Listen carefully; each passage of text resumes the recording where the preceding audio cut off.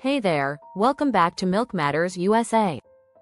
If you're a new mom or a soon-to-be parent and your baby just won't stop nursing, you might be wondering, what in the world is going on?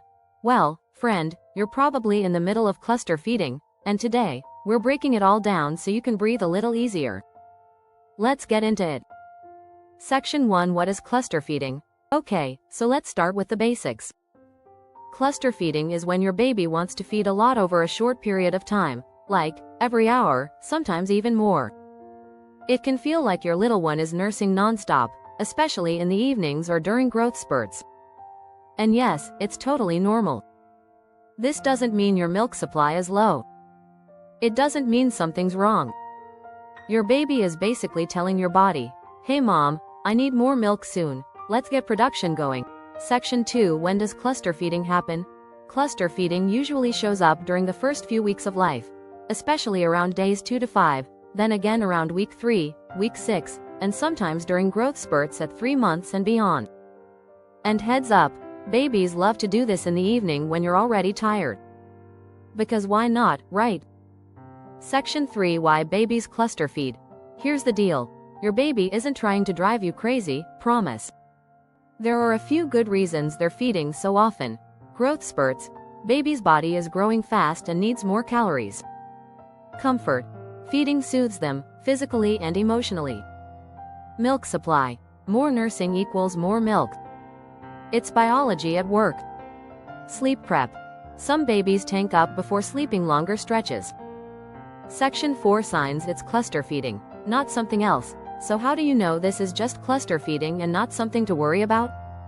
Checkmark. Baby still has plenty of wet and dirty diapers. Checkmark. Baby calms down during or after feeding. Checkmark. They're gaining weight steadily. Checkmark. No signs of illness or pain. If all that checks out, you're likely just riding the cluster feeding wave.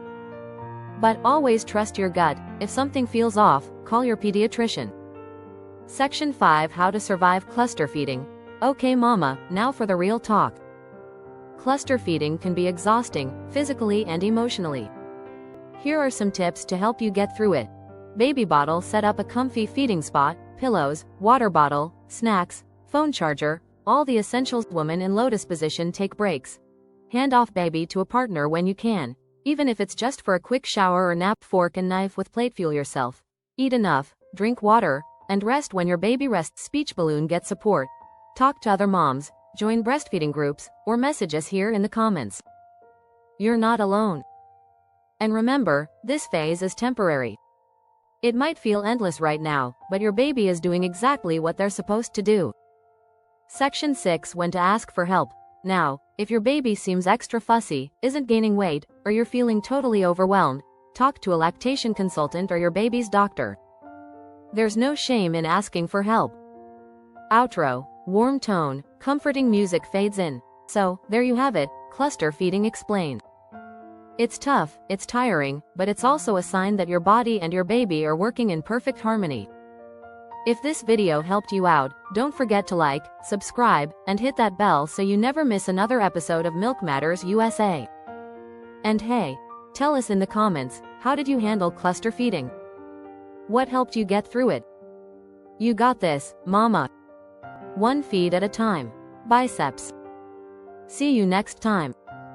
Movie camera. Subscribe for more breastfeeding tips, mom hacks, and real talk from Milk Matters USA.